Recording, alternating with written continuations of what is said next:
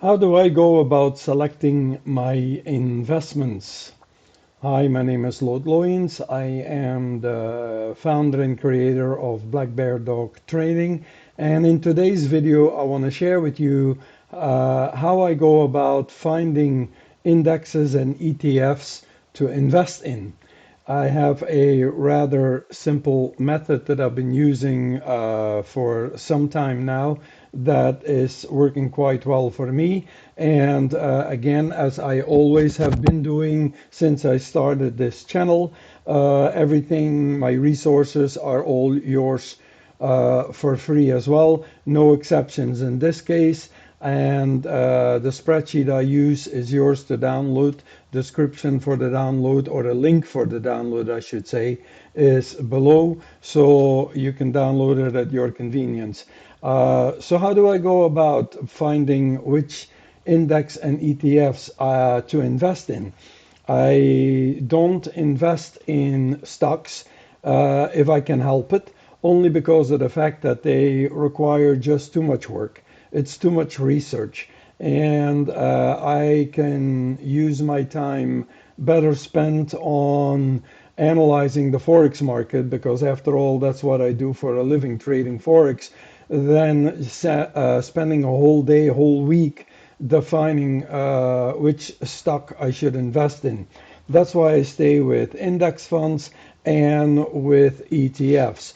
So, how do I go about it? Well, let me get myself out of the way here and I'll show you.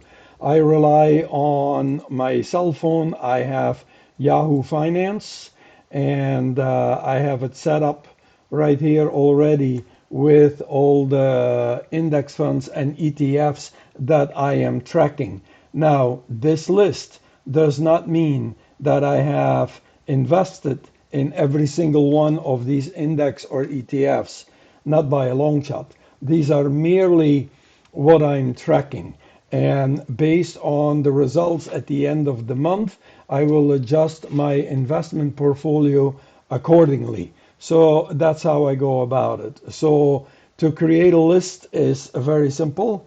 You can download Yahoo Finance or finance.yahoo directly as an app for free on your cell phone. You do have to create an account. That's also for free. After you've logged in, you uploaded your app, you click on the three dots that you see right there. It opens up a new little sub window. You click on create list, and then you call the list whatever you like. I called mine portfolio, and right now I have 13 symbols that I have in my portfolio. With your list open, you will get at the very bottom a plus sign. When you click on the plus sign, you simply can add whatever currency or whatever index, ETF, or stock that you want to add. And they give you several that you already can pick from, that you can scroll through and see performances. For example, right here, the VIX index went up 10.63%. That's pretty darn good. I don't have that on my list, so I may just add that now too. In fact, let me add that. So it's very simple to do. Once I find one that I want, I click on it, and here you go. It's been added. That's simple. Once you've added what you want, make sure you click on save so that it gets saved. Now, if you want to edit this list, once you have created it, it's very simple. You scroll down to where it says edit list, and you can then either by checking the box that you see here, you can just click that and you can click on delete if you don't want it. I already showed you how to add a new one. You can sort it. For example, you want to have the VIX listed elsewhere. Then the two hyphens that you see to the right of the screen, press on them, and now you can drag any which way you want to go with this. Again, when you're done making the modifications the way you want it, click on save so that you don't do all this for naught.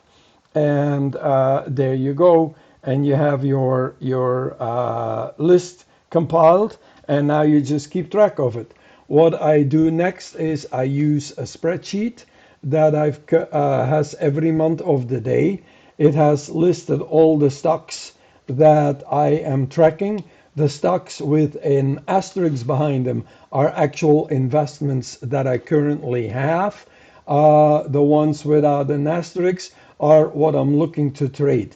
I want to point out I have Nvidia up on here, which is an individual stock. I'm only tracking that because my son asked me to do that for him.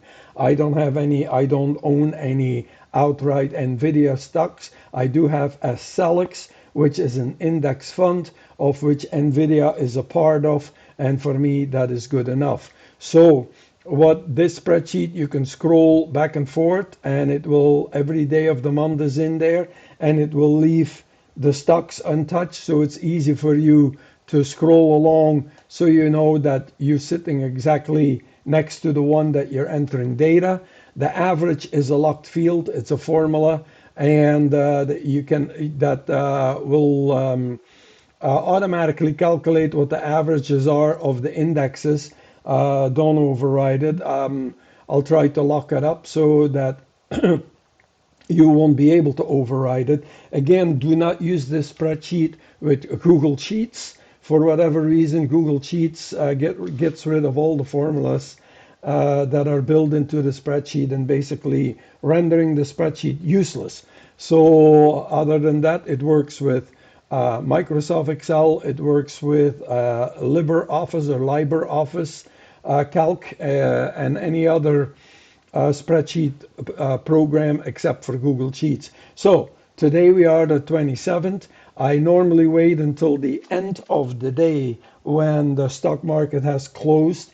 I'm on the West Coast, so that means I have another 2 hours to go. But just to give you an example, I then take the matching stock by adding the VIX. My list just got turned upside down, basically, which is all right. I mean, I had it sorted to match the exact layout of the sheet, so I'll just start from the bottom and work my way up. Okay, so I add, and I'll start with VTSAX, and the VTSAX today had a 0.04 gain. You don't need to put the percentage sign, it does that automatically. The VFIAX thus far had a 0.02% gain. The VIGAX had a 0.36, yeah, 6% gain. And by the way, all the averages will automatically be adjusted according to prior entries.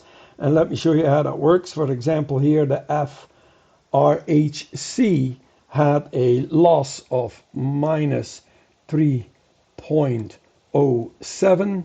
And now if we look at this field right here, you will see that this will get automatically adjusted. And as of now, the average for this particular fund is 0.19 minus. So I complete this for every single index fund or ETF that I'm tracking.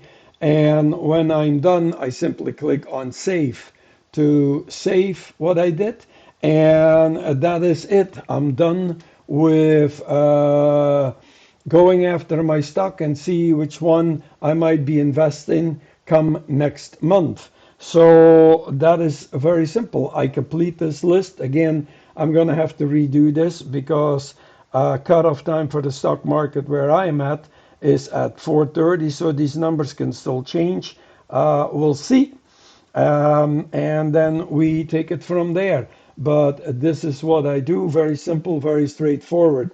Now, again, I showed you how I find ETFs and index funds to possibly consider as part of my list. By the way, you can extend this. You can go here and add more stocks.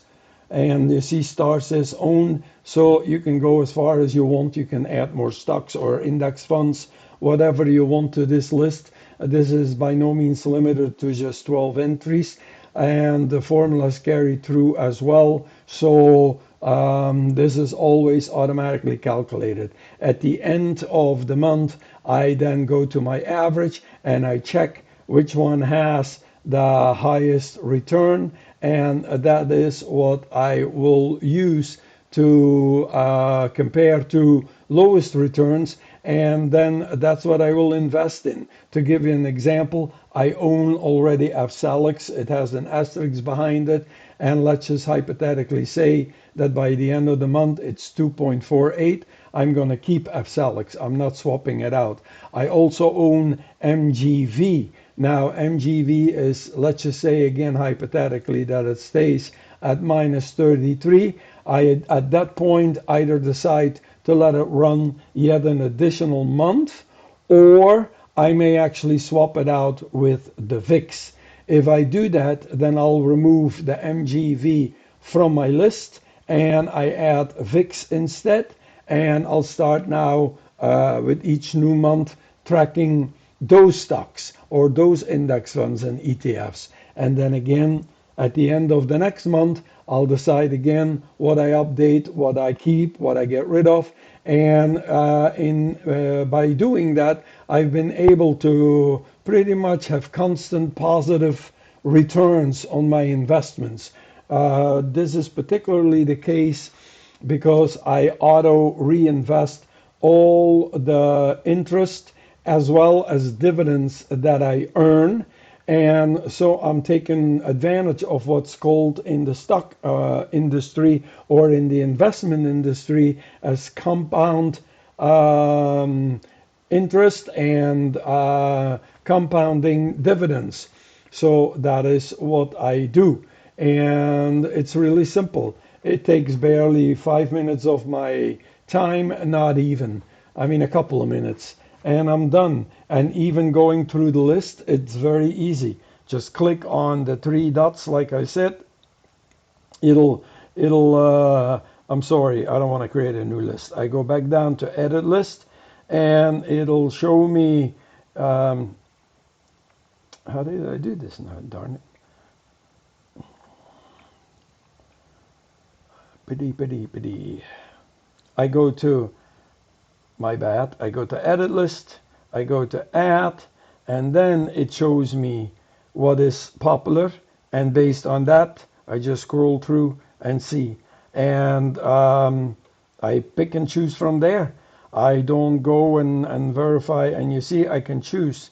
I click on index, and it will only give me the index. In this case, there are just three of them. I click on ETF, and it will give me only the ETFs. And at this point, there are, 5 of them.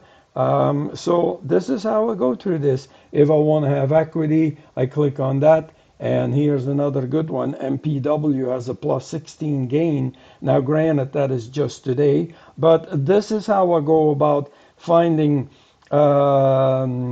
assets to invest in.